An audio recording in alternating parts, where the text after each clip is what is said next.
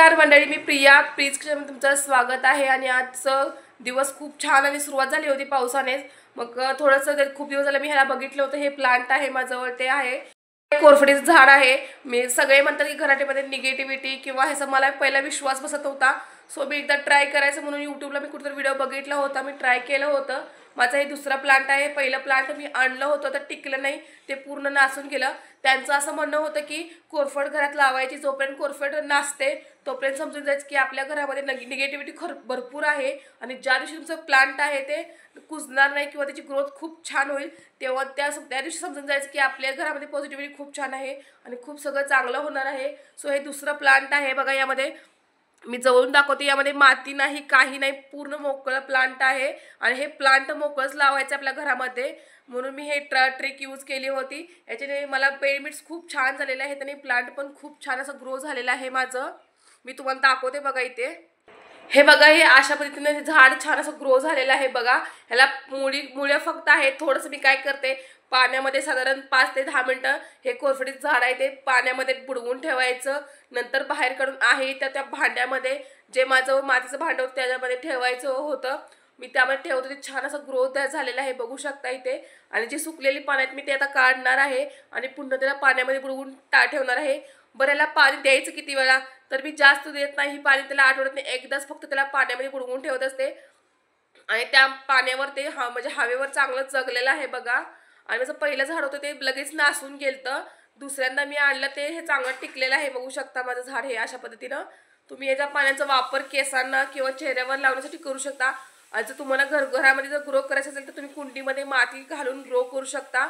पण मी हे बिना मातीचं झाड तयार केलं होतं, कारण ते म्हणतात की झाड कुजायला आलं की समजून जायचं घरामध्ये निगेटिव्हिटीचा वावर खूप वाढलेला आहे।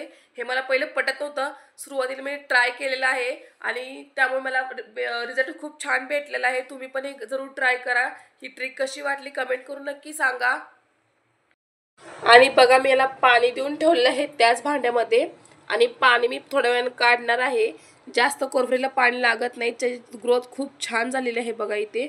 हे व्यवस्थित ठेवलं की असं दिसतंय, थोडंसं तिरकं झालेलं आहे, अशा पद्धतीने याची ग्रोथ झालेली आहे। थोडासा सूर्यप्रकाश पण भेटेल, सगळं हे होईल। आणि ह्याला मी जास्त करून दिवसभर घरातच असतं हे प्लांट माझं, त्यामुळे याला सूर्यप्रकाश भेटत नाही याला, म्हणून मी आज बाहेर काढलेला आहे याला।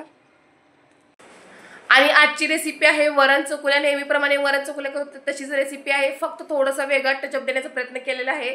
त्यामध्ये थोडासा पास्तासारखा दिसण्यासारखं मी त्याला प्रयत्न केलेला आहे इथे। चला तर बघूया रेसिपी कशी आहे आजची। 2 डबे घेतलेले आहेत बघा, कुकरचे छोटे आकाराचे डबे आहेत। हे 5 लिटर कुकरमध्ये बसतात, पण माझं कुकर प्लस कढई आहे त्यामध्ये मी ठेवणार आहे, त्याचा यूज मी नेहमीच करते। सो एका डब्यामध्ये तांदूळ घातलेले, त्यामध्ये नमक टाकून असं भाताला एक डबा तयार केलेला आहे। दुसऱ्या डब्यामध्ये काय केलं आहे, मुगाची डाळ आणि टोमॅटो बारीक चिरून ठेवलं होतं, ते बसत नाही आहे त्या मोदक पात्रामध्ये, म्हणून मी काय केलं, ते जाळी साईडला काढली आणि डायरेक्ट ठेवलं, खाली घातला डबा डाळीचा, वरती भाताचा डबा घालून पुन्हा झाकण लावून ठेवलं। आता परफेक्ट बसलेला आहे। आता चकुलीचा मसाला तयार केलेला आहे बघू शकता। इथे भांडं घेतलेलं आहे, मिक्सरच्या भांड्यामध्ये बारीक चिरलेलं खोबरं आहे, तुम्ही खोबरं खिसून घेतलं तरी चालेल। त्यामध्ये 10-15 लसणाच्या पाकळ्या, थोडंसं जिरं घातलेलं आहे आणि मस्त असं मिक्सरला फिरवून घेतलेलं आहे। आणि एक मोठं पातेलं घेतलेलं आहे बघू शकता, या पातेल्यामध्ये तेल ओतलेलं आहे आणि तेलामध्ये काय केलेलं, जो मगाशी मसाला तयार केला जिरं खोबरं आणि लसूण होतं ते यामध्ये घातलेलं आहे बघा, भरपूर असं घातलेलं आहे आणि छान असं मिक्स करून घेतलेलं आहे। थोडंसं भाजलेलं आहे, भाजल्यानंतर काय केलेलं आहे, नेहमीप्रमाणे जे लाल तिखट असतं काश्मीर लाल मिरची पावडरचा वापर इथं केलेला आहे आणि छान असं तेलामध्ये चटणी पण भाजून घेतलेली आहे आपली। त्यानंतर काय केलेलं आहे, थोडंसं इथे नॉर्मली गरम मसाल्याचा वापर केलेला आहे। इथे थोडंसं गरम मसाला वापरायचा आहे, अगदी पाव चमचाभर। ते छान असं तेलामध्ये मिक्स केलं की थोडंसं पाणी घालायचं आहे आपल्याला। मी काय केलं, मिक्सरचं भांडं होतं तेच खंगाळून पाणी यामध्ये घातलेलं आहे, थोडंसं पाणी घालून घेतलेलं आहे यामध्ये। आणि नंतर तर तुम्ही म्हणत असाल की हिच्या व्हिडिओचा आवाज काय येत नाही, कारण व्हिडिओला कॉपीराईट पडतं, मुलं मागं कार्टून बघत असतात, ते कार्टूनचा आवाज व्हिडिओमध्ये येत आहे नेहमीप्रमाणे। मग ते कॉपीराईट पडू नये म्हणून मी काय करते, व्हिडिओचा आवाज आहे तो म्यूट करून ठेवते। आता यामध्ये जेवढं लागेल तेवढं भरपूर असं पाणी घातलेलं आहे। उकळी येऊपर्यंत काय केलेलं आहे, कणिक मळून घेतली होती, त्याच्यात चपातीसारखं एकेरी चपाती लाटून घ्यायची आहे आणि ते मी पीठ लावून चकुल्या करणार आहे बघा। आणि त्यानंतर थोडंसं नमक आहे ते टाकून घेतलेलं आहे। इथं मोठ्या मिठाचा वापर केलेला आहे बघा, खडं मीठ वापरलं होतं। आणि जर तुम्ही कणकीमध्ये जर मीठ घातलं असेल तर जास्त घालायची गरज नाही, मी कणकीमध्ये मीठ घातलं नव्हतं त्यामुळं परत घातलेलं आहे जास्त।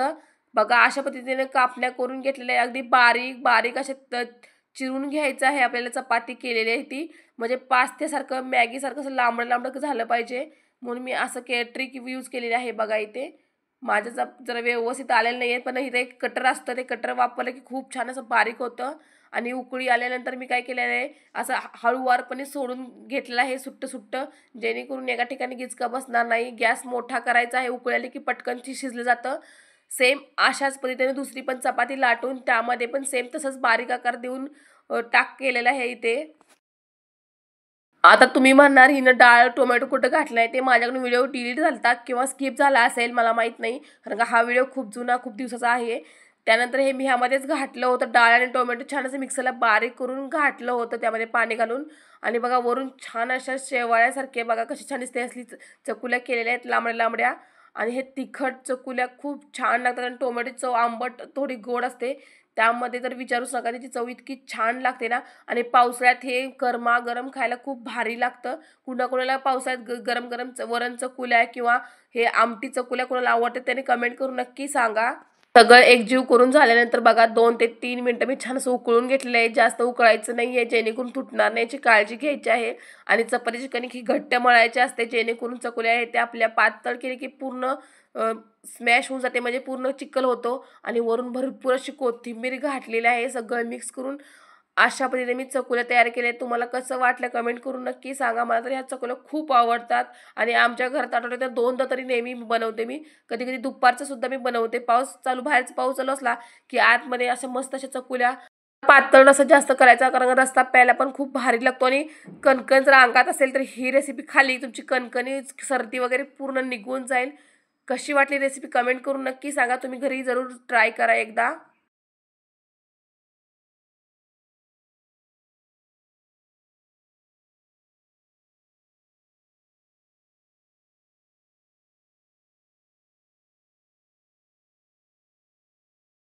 दुपारी काय केलेलं, एक छान असा ड्रेस शिवलेला आहे मुलीला. कॉटनचं, प्युअर कॉटनचं कापड आहे, डबल लाइनिंग वापरलं होतं. आणि छान असं उरलेल्या मटेरियलपासून ही फ्लावर आहे ते चिटकवून घेतलेले आहेत. बघा एम्ब्रॉयडरीची फुलं आहेत, खूप छान अशी खाली लेस लावलेली आहे पिंक कलरची. तुम्हाला हा ड्रेस कसा वाटतं कमेंट करून नक्की सांगा.